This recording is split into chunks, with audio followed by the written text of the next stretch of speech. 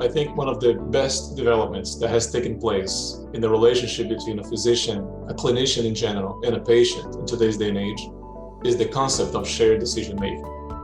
For too many years, we had paternalistic practices by which a physician would dictate what he or she thought was the best course of care for a patient, and the patient was expected to simply accept it and hear the risks and benefits and essentially play along with what he or she was provided as the best available data.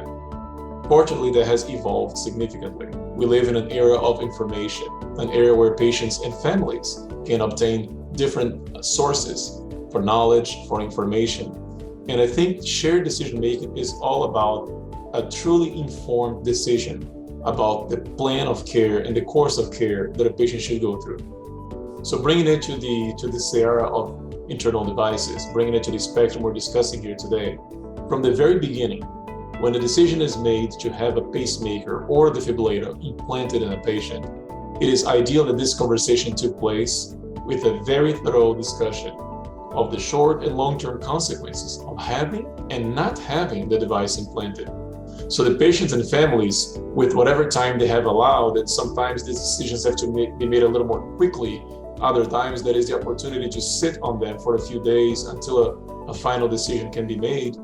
Patients and families can truly participate and advocate for their own values and wishes and desires when it comes to how aggressive or conservative their care will be.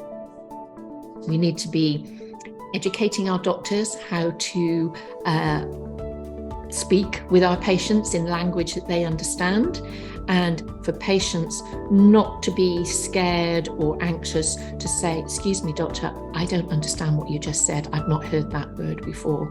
And also to know where they can go away, or they can call us and ask questions that they either ran out of time or didn't like to ask, even though we always say, ask your doctor, ask your nurse anything. They're there for you. But we need that joined up approach, and shared decision making is vitally important, but it does need to be shared, fully understood by both parties.